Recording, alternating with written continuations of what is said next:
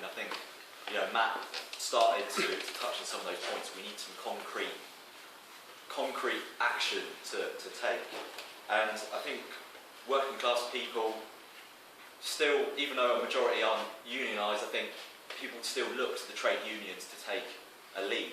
Now, the Socialist Party, as part of the National Shop Stewards Network, has been calling on unions to put forward the idea of 24-hour general strike. And in fact, we lobbied the TUSC in Brighton last month, and they did actually support Motion 5, which called for serious discussions around implementing a general strike. This was supported by unions like the Prison Officers Association, Unite, Unison, RMT,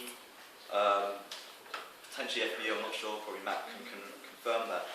And we need to kind of start taking this seriously. We're meeting about it today, about how we're going to fight austerity, but we can't then have another meeting about how we fight austerity. It's pretty clear, based on what people in the unions think, the rank and file, regardless of the reluctance of the trade union leadership, that we need to take strike action, because simply asking nicely, harsh language, or even just fiery speeches alone is not enough.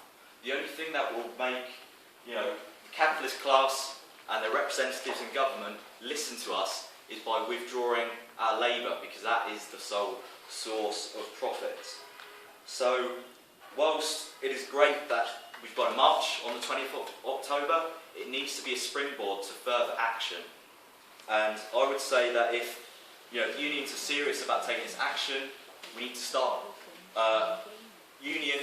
Trade unions in their local branches need to put forward motions backing the Motion 5 and actually discussing and arranging, planning concrete action to take strike action, because this is the only way our vital services like the NHS, education, and the whole lot of public services is going to be saved. But people are also looking for political representation as well, and people are repulsed by the attitude of the Labour leadership, just towing the Tory line. They're promoting this one nation Toryism. This is no good. This isn't. It's just madness, really, frankly. But the thing is, we had similar policies of privatisation, cuts as well from the last Labour government. First Blair, who took us on a bloody war in Iraq. He raised tuition fees. He attacked the firefighters and other members of the public services. And then we had Gordon Brown, who didn't do any better. And in fact, like what Matt said, he spent all our money on propping up the finance capital, the banks. So really, this is not just a crisis of capitalism. This is actually a crisis of political representation. And in the absence of it from the Labour Party, we need to seriously consider what we're going to do, what working people are going to do, what trade unions are going to do. Now, I'm a member of Brent TUSC, which is the Trade Unionists and Socialist Coalition.